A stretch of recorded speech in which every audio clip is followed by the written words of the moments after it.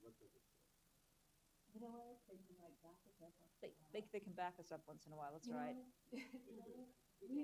we have this, so, contingency, so being warned of this. So on contingency, we have a small area for, they developed a contingency measure, which meant for any problem. Mhm. And so they basically said, if you don't have an EPA certified, contingency is going to kick in, that we're going to call no burn. If you don't have, Okay. so, and they were like, okay, and it was like, okay, this is implemented until we release it. And so we're all good with that. And then they came out, oh, we forgot to tell you, guess what?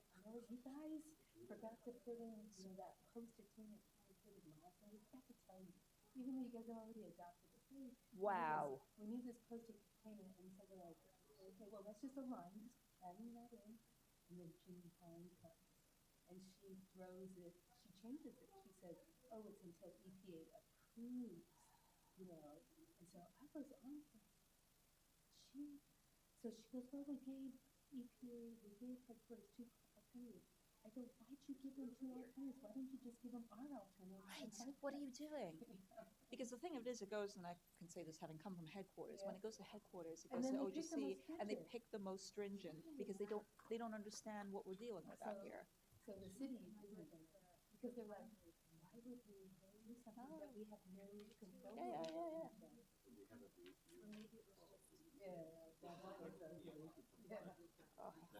I feel like it's worse than a quorum. Sorry. No. I don't. I wasn't really. No, I get it. It's infuriating. It's been stressful. Mm-hmm.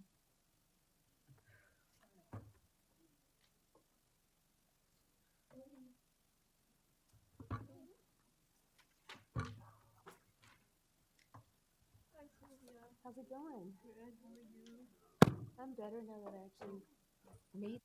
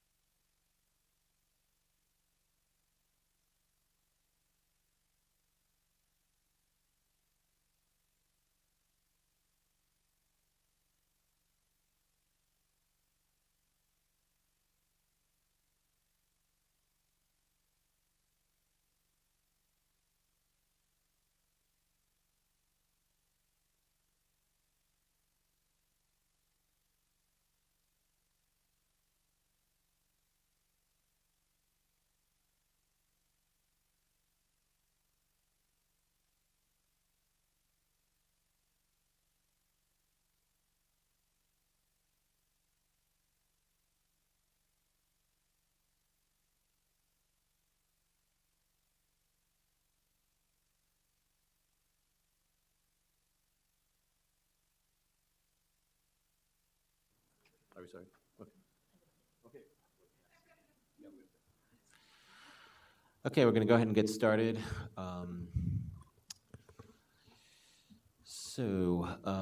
Just so everyone knows, we just started the webcast, so this is available by webcast, so you might appear on the webcast if you come up and speak. So first of all, my name is Philip Fine. I am the Deputy Executive Officer here in the Planning and Rules Division, and welcome to our workshop on a SIP submittal we're working on, State Implementation Plan submittal. We're calling it the Contingency Measure Plan for the 1997 8-hour ozone standard. This is essentially the black box that have been in various previous air quality management plans, and you'll hear about that today. But before we get started, just have everyone make sure that their phones are on silent or vibrate. You're all familiar with this building, but restrooms are out the back right of the auditorium, and then at the end of the hallway across the auditorium entrance. In the event of emergency, you may need to shelter in place or evacuate the building. We'll let you know what to do. And the exits are, again, in the back here on the side. Lots of exits in this room. With that, I think that's it for the housekeeping. So a lot of you may be familiar with our working group. We have an AQMP advisory group that we have had at least one meeting on this topic, but have multiple meetings over the years. This is an actual public workshop, which is a little more formal than our working group process. Feel free to make comments. All these comments are being recorded, and we will address those in our work. We can answer questions, but it's not quite the same level of back and forth discussion amongst stakeholders. We'll do our best to answer questions and address everything. But it's a little bit different than a working group where it's kind of a multi-way conversation. All right, with that, I will turn it over to Sarah to give a brief staff presentation, and then we'll open it up for public comment. Great, good afternoon. So my name is Sarah Reese. I'm an Assistant Deputy Executive Officer in Planning here at the district, and I'm going to give you a presentation on our contingency measure plan for the 1997 8-hour ozone standard. Just an outline of the material that I'm going to cover in this presentation, do a little bit of background, go over some of the air quality trends that we've observed over the last 20 years in the basin, talk a bit about what this mysterious section 182E5 provision is and what those requirements mean, then go through the details of our draft contingency measure plan, and then describe our public process moving on. So just in way of background, for those who are not familiar, EPA establishes national ambient air quality standards for criteria pollutants. These standards are established at a level that are protective of public health. Ozone is one of the pollutants that they establish standards for, and today I'm talking about the ozone NAAQS. Areas that don't meet those standards are then designated as non-attainment areas. And for ozone, it's based on, an exceedance level is established based on how close you are to meeting the standard. So it's marginal, moderate, serious, severe, and extreme. We have the worst ozone in the country, and so we are designated as an extreme non-attainment area.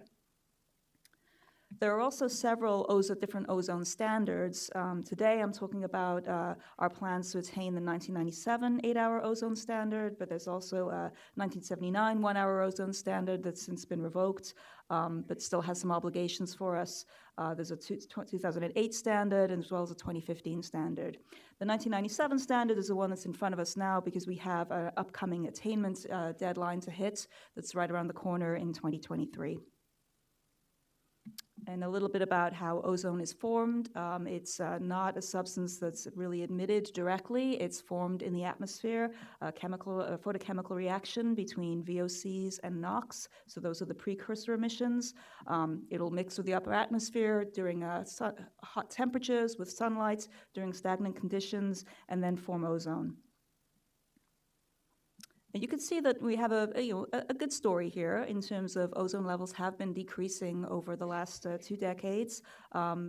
Here is just plotting out the design value, which is the statistic we use to measure how close we are to the standard. And you can see that that's been trending down pretty significantly. The last couple of years, we have had a slight uptick. We believe that's due to some of the hotter temperatures we've experienced and longer periods of stagnant air. We do have a study underway to evaluate what those factors are, but we do overall expect that ozone levels to continue to decrease as we make progress on reducing emissions. And you can see that our precursor emissions are also decreasing and have gone down significantly over the last 20 years. And similarly, measured concentrations of NO2 in the atmosphere, we're also seeing that decrease. And so it's a good news story from that perspective. So in our 2016 Air Quality Management Plan, that's the plan that we put together, the blueprint as to how we're going to attain the standards. That particular plan addressed 5 federal standards that we were exceeding in the basin. But one of those standards is the 1997 8-hour standard. I mentioned that we have precursor emissions that are combined to form ozone. Those are NOx and VOC. For our atmospheric chemistry and the conditions that we face in the district, NOx reductions is really the most efficient pathway to get ozone reductions.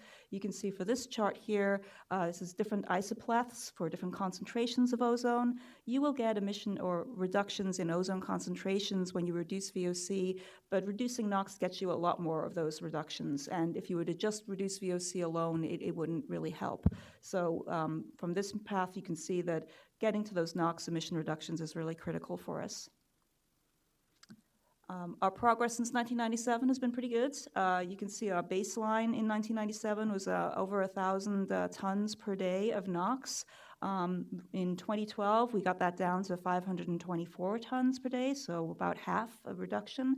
In 2023, our baseline predicted, we modeled to be at 269 tons per day, but the carrying capacity, which is the amount of NOx that we can have in the atmosphere and still be able to attain the standard, that's at 141 tons per day. So that's a level we need to get down to in terms of NOx emissions in order to be able to meet the standard. In our 2016 Air Quality Management Plan, our overall control strategy for NOx, so have it broken down here. Again, our baseline level is 269 tons. We need to get down to that 141 ton per day carrying capacity. We have defined measures of 27 tons per day, and those are split out over some stationary source controls, some mobile source control measures, and then CARB had some additional defined measures. And then we have this category called further deployment of cleaner technologies. That's a pretty big chunk at 108 tons per day. I'll talk a bit more about what that means, but that's a section where you haven't really talked about specific strategies or controls. It's expectation that advancing technology will be developed, and we'll be using that to get cleaner emissions. But when you add that all together, that's how our 2016 AQMP got down to our carrying capacity number.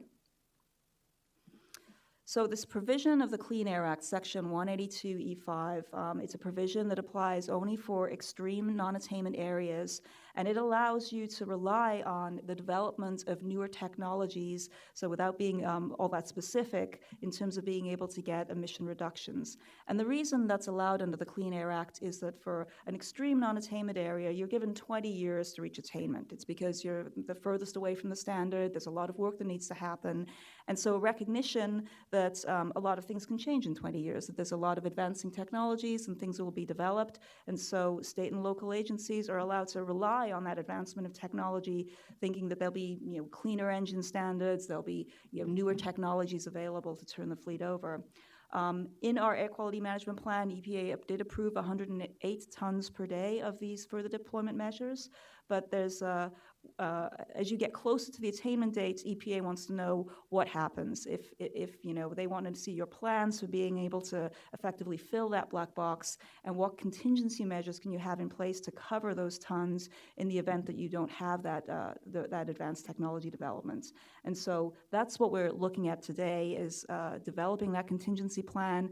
It's due to EPA 3 years prior to the attainment deadline, and so that's a submission that we have in front of us today. So breaking down our further deployment measures a bit more, I talked about what we had our carrying capacity, these further deployment measures, and then the defined measures of 27 tons. Under the further deployment measures, these were split out over different categories, again, where we would get some from on-road heavy-duty, ocean-going vessels, off-road equipment, and then a couple of other categories, including aircraft and locomotives.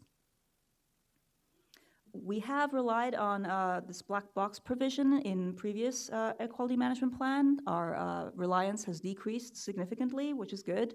It's as we've newer technologies have come to the market and become commercially available and feasible. So we have greatly reduced our reliance on this provision, but again, 108 tons is still a significant portion. So the components of our draft contingency measure plan, first we're looking at our identified emission reduction strategies, so very specific strategies where we'll get further emission reductions. Also identifying the need for additional incentive funding. We've been very successful in leveraging incentive funding to get cleaner engines in our fleets and reduce emissions. And then finally, looking at the federal share of emission reductions. As a local air agency, we have limited regulatory authority over those sources that contribute the most to NOx in the basin. Those are the mobile sources. And there's a lot of action that the federal government could take either through regulation or through providing additional incentives that could help get us to where we need to be. Under our identified emission reduction strategies, I'm not going to go through the whole list, but you can see that we have our total between what we have put together and what CARB has put together is 24 to 26 tons per day of that 108 tons. So it's some chunk of that. It doesn't get all the way there. There's still a portion that we need to get. CARB has a portion called Innovative New Measures. It's about 3 ton per day portion of that. That's a number of measures, including revised emission standards for off-road diesel engines, so locomotive emission reduction measure in play there. There's also looking co-benefits for building electrification plans. So there's a variety of pieces in place, does come up to the 3 ton per day.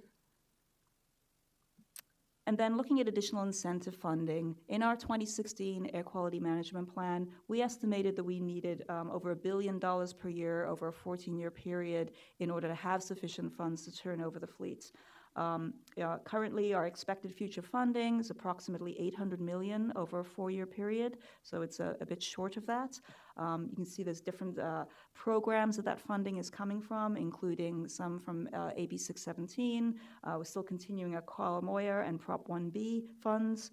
We do have some infusion of funds from the VW settlement, and then we have our regular AB 2766 and MSRC programs.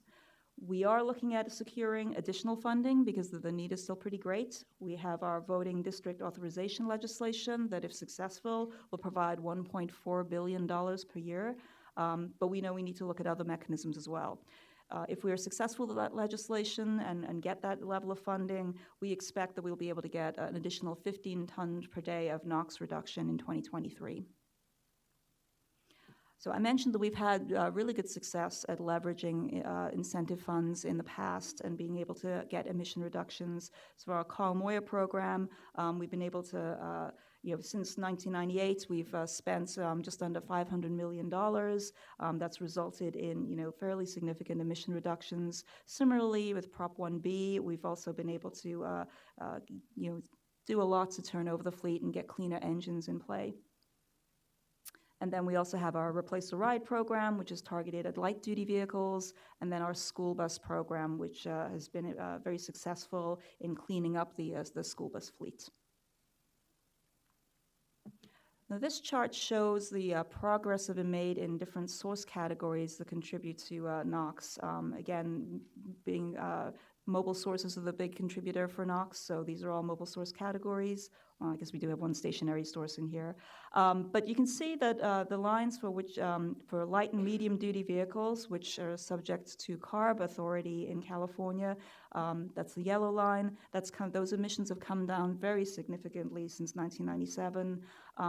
CARB and EPA have kind of joint authority on heavy-duty vehicles and buses. Again, you can see that trend is trending down significantly.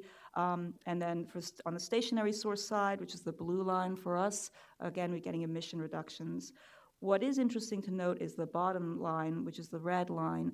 Those are what we're calling the federal sources, the sources that are really subject to federal regulatory authority, or in some cases, international regulatory authority. There's the aircraft, the ocean-going vessels, and trains.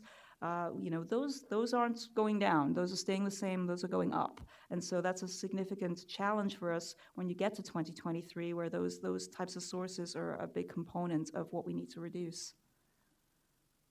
And so then when you look at the contribution of the federal sources, it's a big chunk. It's about a third of the 2023 emissions pie for NOx. And it just, again, highlights the significance of being able to figure out a way to get reductions from those sources. In terms of potential federal measures, so we've taken a look to see what could be possible were the federal government to take some action, looking at some reductions from heavy-duty vehicles, so low NOx heavy-duty trucks, low NOx ocean-going vessels, having requirements that the cleanest vessels call at our ports, looking at measures for cleaner engines on locomotives, and then also looking at some measures for cleaning up emissions from aircraft. You add those up, we think that could get up to 78 tons per day. So in summary, looking at our contingency measure plan, we were looking at 24 to 26 tons per day that would come from those identified emission reduction strategies. From incentive funding, we think we can get an additional 15 tons per day in 2023. And then looking for the federal sources, reduction measures that could result in 67 to 69 tons per day. That gets us to our 108 ton per day commitment. So just to summarize what I've been discussing, California is really doing all that we can do to get emission reductions with our current level of funding and also within the limitations of our statutory authority. Really does need all level of government working together to be able to get the emission reductions we need. It needs to be a partnership with the federal government, and they really need to step up and do their share. We know we need more incentive funding. We know that's been very successful in the past and has really helped us reduce emissions, and we need to continue to push on that to be able to turn over the fleet and meet air quality standards. And again, absolutely need the federal government to take action if we are to be able to make progress and attain the standard. So in terms of our public process, just over a week ago, we released our draft contingency measure plan for public comment, so that's out and available. We had a meeting with our Air Quality Management Plan Advisory Group where I covered similar material. This morning, we were in front of our Mobile Source Committee, giving that committee a briefing, and now today we're at the public workshop. In November, we'll be going back to our Mobile Source Committee with our final contingency measure plan, and then in December, we'll be going in front of our board for a board consideration of the plan. So if you're interested in this topic, please stay informed. You can sign up and receive newsletter updates on our website. So I encourage you to do that if you're interested. And with that, we'll be happy to take any questions. Thank you.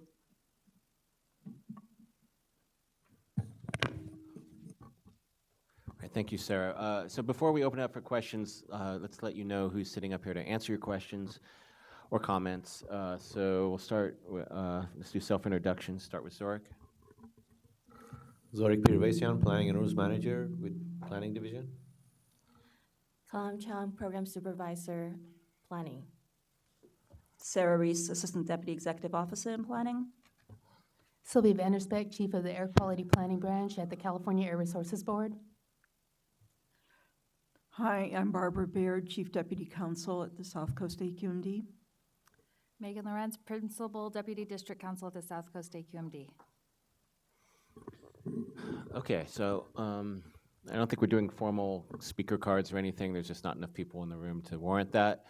So anyone who wants to make a comment, feel free to come up to the mic. There's not enough people to even limit your time. I'll let you go until until I think it's too much. Hi there, this is Lauren Nevitt with SoCalGas. I have a question or clarification. For the identified emission reduction strategies, you're including 2 tons per day of NOx reductions from the reclaimed barked rolls. And I was just wondering if you could clarify, are those emission reductions surplus to the 5 ton per day emission reductions that are committed to in the AQMP, or how does that relate, I guess? I'll leave it open-ended. How does that relate to the other reclaim emission reduction commitments that you've been making? Right, so the question's about reclaim. So all my questions are about reclaim. yeah, so so right now what was in the AQMP, the 2016 AQMP, was the 12 ton per day shave. Right. Which by 2022, the universe of RTCs is going to be cut to 14.5. That's already in regulation. That was baseline in the AQMP. Right. That's by 2022. We have to get down to 14.5. The AQMP also had a measure to get an additional 5 tons per day, which is essentially getting down to 9.5 by 2025.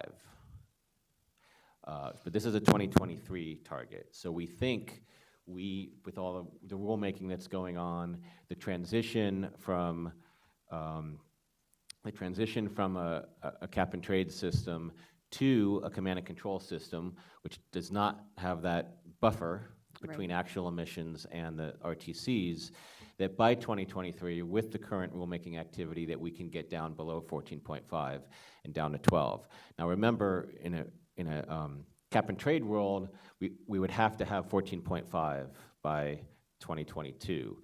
But when a command and control world, we got to get the actual emissions down. So you can almost think we should probably even be there by 2022 because of the discussion we've all had about the actual emissions versus the potential emissions with the total universe. Right. So we're pretty confident with the rules we're working on and how they're going and the BARC analyses that by 2023, 1 year after that, the actuals will be down in that 12 range. Okay.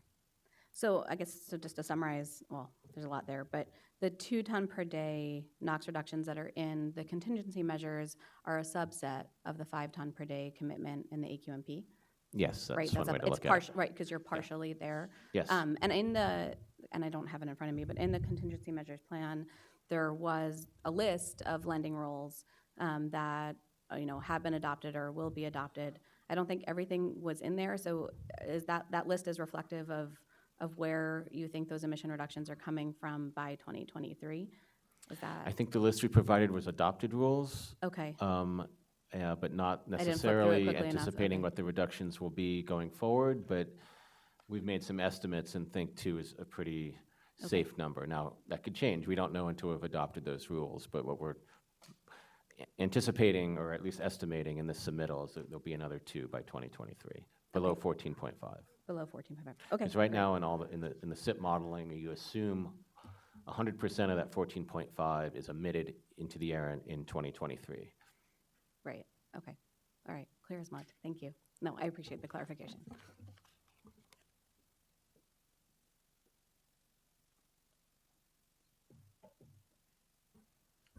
Any other questions?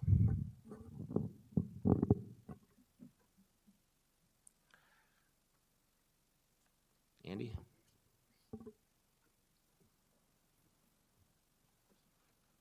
Could you sort of explain the sanction clock if we don't hit our targets, and the administration threatened us with SIP approval, and that automatically. Barbara loves to do that, so. Because there's no wiggle room in the Clean Air Act. It's not like, feds, you didn't do your part, so give us a break. It doesn't work like that. But if you could sort of explain how the clock works and what sanctions come in what order, that would be interesting. There's a couple of possible clocks and a couple of possible events that could trigger sanctions. So sanctions can be triggered if an agency such as us fails to submit a required SIP submission on time. And I think we mentioned earlier that this particular SIP submission is due at the end of this year. So if we did, for example, not make that deadline, that could trigger a sanctions clock. And what that clock would be is within 18 months of finding of failure to submit, EPA has to impose the first sanction. They've adopted a regulation that says in the ordinary course, the first sanction would be the offset sanction, which would be to take the offset ratio for ozone precursors, which is currently 1.2 to 1, and make that 2 to 1. So it would make it a great deal more difficult for businesses to expand or modernize. The second sanction clock is for the transportation sanctions, and that must be imposed within 24 months of the finding of failure to submit. And that would cut off transportation funding with exceptions for transportation control measures and certain safety projects. So those are the two sanction clocks that could be triggered by a failure to submit. I should mention, however, that EPA has, those are mandatory deadlines. EPA has the discretion to impose sanctions at any time after finding a failure to submit. And that has become more meaningful to us since the letter that Administrator Wheeler sent about a month ago with regard to some of the pending SIP submittals that had not been acted upon by EPA, and indicating that they would impose sanctions. So it's possible for them to do that earlier. Now, if it's not submitting on time, you can cut off those sanction clocks when you make your submittal. So we could be in a situation where the clock runs for a couple months, and then when we made the submittal, the clock stops. There is a third clock that starts with a failure that triggers sanctions, and that's what we call a FIP clock for a federal implementation plan. That means that within 24 months of any of these findings, and I'll give you the other finding that might be relevant, is EPA is then required to implement a federal implementation plan which would serve the purposes of whatever the state failed to do. As I said, we're most likely to not have an ongoing problem with the failure to submit on time because we can correct that. But more difficult would be if EPA disapproves the submittal, in which case the sanction clocks would be triggered again from a disapproval, and EPA would have the discretion to impose sanctions at any time, and the FIP clock would be triggered. That FIP would be required to include measures, which could include incentive measures under the Clean Air Act, sufficient to make up this 108-ton gap that we've been talking about. So EPA has the ability to impose sanctions on the state, but they also have the responsibility to actually make up for the state's failure in the event the state is not able to do so. We have prepared a kind of a cheat sheet on all of these clocks and how they go, and we've provided that to our board members, and I'd be more than happy to send you one as well. So Barbara, you mentioned the failure to submit and the disapproval. There's also a completeness finding in there, which is also a potential disapproval before they've acted on the full contents of the plan, right? Right. EPA has 6 months after the submittal of a plan to determine whether it meets the completeness criteria, and that's a preliminary finding. It doesn't say whether or not EPA is ultimately going to approve or disapprove the plan, but if they were to find it incomplete, then we would also have these clocks triggered. And just to complete things, there's also potential sanctions if we have an approved plan or approved element of a plan that we fail to implement. And if we fail to implement a commitment in a plan, that could, and that finding is made that we failed to implement, then that's another potential trigger for these sanctions.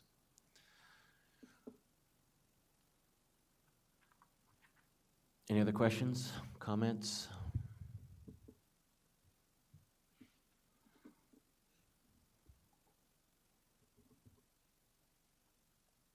Hi, I'm Daniela Simunovich with the Better World Group.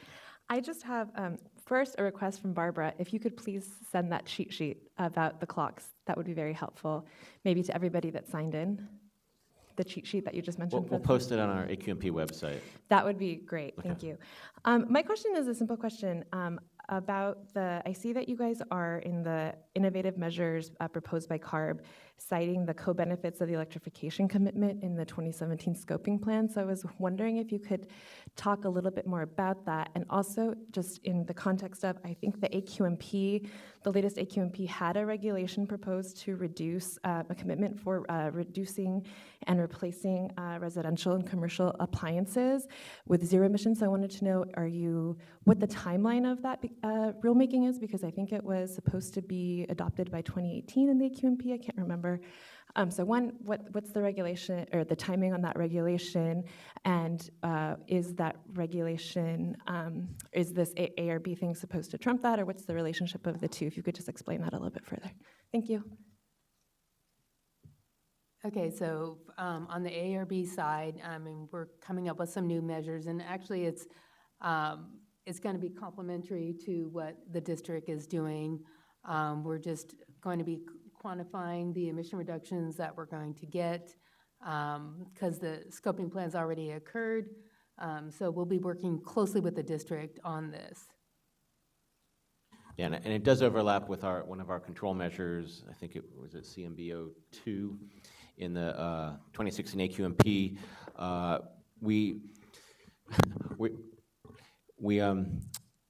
That control measure talked about reducing emissions further from residential and commercial equipment. And residential equipment would primarily be hot water heaters, furnaces, other types of natural gas equipment in your home that emits NOx. And then maybe light commercial, like commercial buildings also have similar natural gas equipment, just of a larger size. So that was the AQMP measure. We have been doing work in that area. We have a working group that's working on essentially a tool or a calculator to figure out how what the most cost-effective types of equipment is in combination with things like solar. And other types. Typically, it's not very cost-effective to say change out your natural gas furnace for an electric furnace. But if you have solar power, there's some situations where it's very cost-effective. So we're exploring that space to see where in the future not only can we apply incentives, but also have regulations to drive those reductions down. Because as we move forward, when we look at all the stationary sources put together, there's certain sectors like that one that are still going to end up being high relative to even our largest sources. Like in our reclaim program, we're going to be down to 9 tons a day in just a few years. And these categories, residential, commercial, is what, 10 to 20 tons a day or something like that. So it's definitely on our radar. We're still working on this tool. There's a working group, and we're still dealing with the last regulation we did on residential appliances on the furnace side. There's been some issues. The technology, which we hoped would have been commercialized many years ago, we had to extend the deadlines in the rule. The compliance date just passed. There's still some issues we're working through, so these are not easy rules to do when you're affecting, 8 million households or whatever the total number is. So it's still on our radar. We think there are emission reductions there, either through lower NOx appliances or through things like or electrification as well, which could be some overlap with the scoping plan. We're very careful not to take double credit for 2 different measures, so there's nothing additional here on our side beyond what was in the AQMP. The AQMP goals on that were fairly modest, so there's a lot of room to get more. Also, to add what Phil was saying, in our control measure, our control measure had 2 elements: one through regulatory approaches and also through incentive measures. So last year, we awarded a number of projects for low-emission water heaters, like residential fuel cells, that we're trying to also generate emission reductions from those projects through incentive measures, and those could provide templates that we could, implement additional incentive projects going forward. That's a good point, Zorik. So we haven't done a lot of incentive programs in that space, so we kind of got our feet wet with this program from last year. Those projects are still going forward, but it's those projects that help us determine what types of regulations could occur in the future as well. So we have to get that equipment out there, see how it's doing, what the emission reductions are, sets the stage for regulation.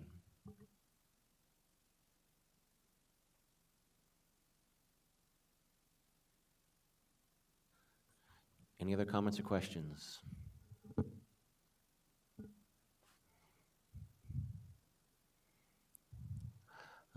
The timing was perfect on your way home, right? I pretty much had to go straight from the west side to here.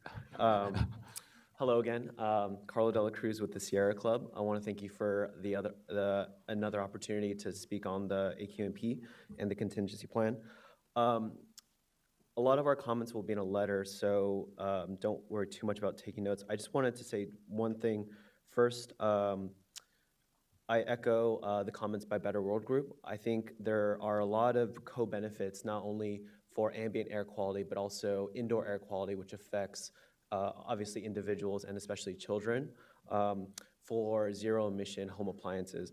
And we know that incentive measures can be really effective in turning over a lot of these appliances, but we really want to respectfully ask the district to use your area, excuse me, lost my notes.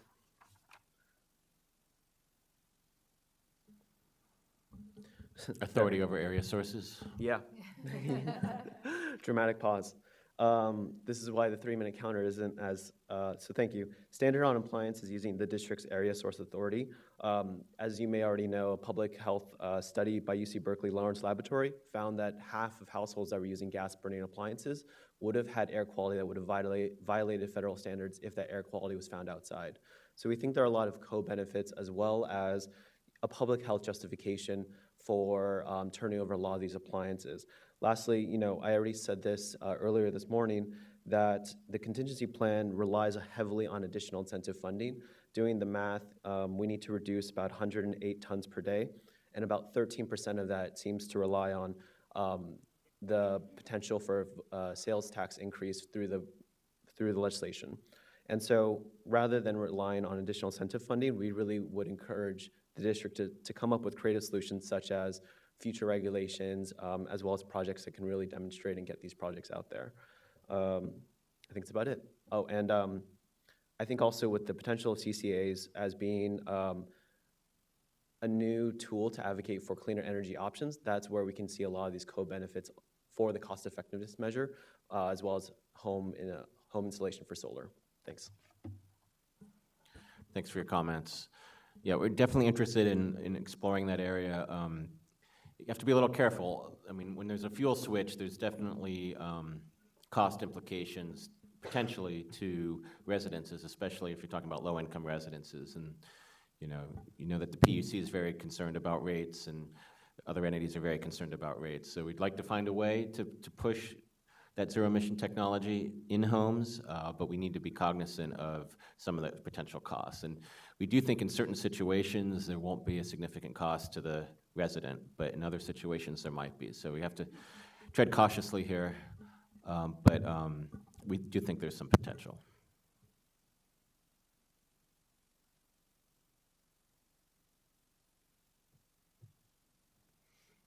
Any other comments or questions?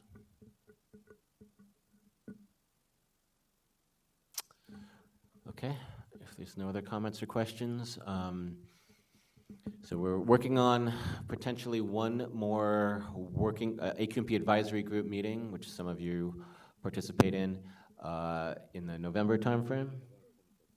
We're thinking of November 21st. I'm not sure that's set yet, but you'll be getting information. I do want to say that this is on a very tight time frame. Originally, we started this in the summer and thought, we'd try to shoot for December, but if it needed a little more work, the implications of being a couple months late to EPA were not so great. At this point, with that letter that was mentioned and explicit threats of sanctions on California, we do not want to be late. We don't want to give this administration a chance to test that. So we really want to get this in by December. If that means some detail needs to be transmitted to EPA early next year because we didn't have time to to get to that level of detail that people may want to see, we can do that. That's not a problem. But we do need to get the main piece of this document in by the end of the year and through the CARB board by the end of the year. So that's why there's an accelerated time frame, but it's not the end of the story. The document you see in December will not be the end of the story. There's going to be a lot more work that's done between that and eventual EPA consideration. So there'll be lots of opportunity. And the AQMP advisory group will continue to meet because we have another AQMP due in 2022. So, all right, if there's no other comments or questions, well, thanks for coming to the workshop. Hopefully we see you at the working group meeting and the different board committees and board consideration of this item. So thank you very much.